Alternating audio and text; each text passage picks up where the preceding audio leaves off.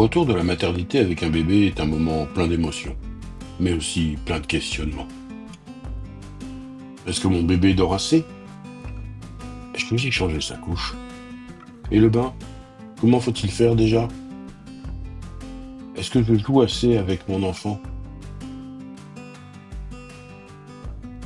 Toutes ces questions, nous pouvons nous les poser, et parfois, elles peuvent même nous submerger.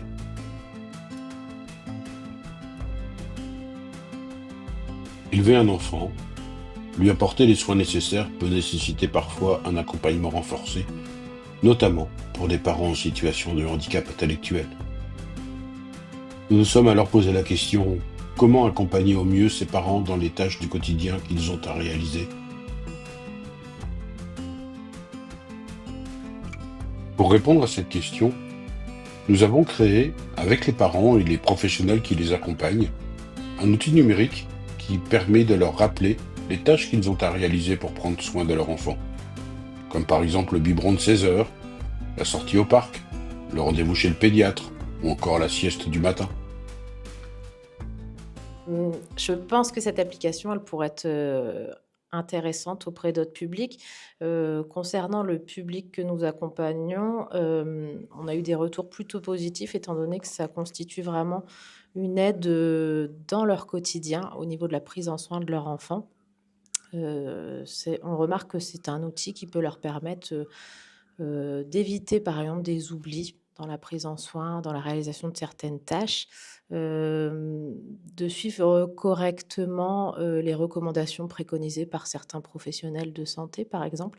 Donc il y a cette fonction de rappel et puis, c'est une application qui peut également, leur permettre de se rassurer et cette fonction de réassurance, elle peut être intéressante auprès des publics accompagnés. Une réassurance au niveau de leur fonction parentale. C'est un petit outil qui va les aider à prendre confiance et à remarquer que, ben, ils réalisent les tâches correctement. Donc ça, c'est Mmh. plutôt positif et je pense que ça peut être, bénéfique pour d'autres personnes, d'autres familles accompagnées.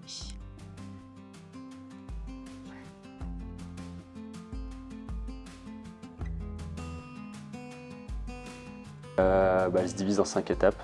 La première, c'est l'empathie. Donc c'est quand on va rencontrer le client, mais pas seulement, surtout les utilisateurs, comprendre leurs besoins. Ensuite, on va définir leurs besoins, donc c'est la deuxième étape, la définition. Une fois qu'on a défini leurs besoins, on va commencer la phase d'idéation et de conception. Puis on va créer les prototypes, donc c'est la phase 4 de prototypage. Et enfin, on va tester tout ça avec les utilisateurs finaux, puisque le principe de l'UX design, c'est de mettre les utilisateurs finaux au centre de la conception.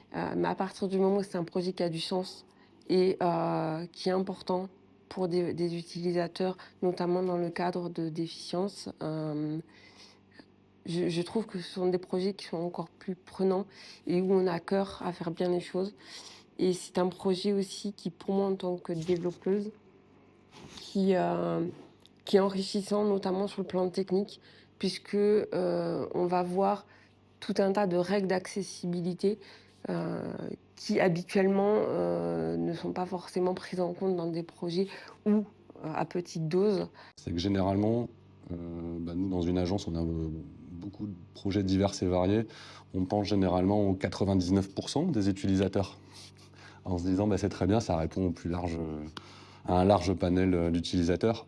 Sauf que la problématique amenée par Papillon Blanc, c'est justement il faut répondre aux 1% qui ne sont pas forcément entendus ou vus. Et donc, faut réussir à trouver quelque chose de commun et que ça puisse répondre justement aussi bien à ces 1% qu'aux 99 autres.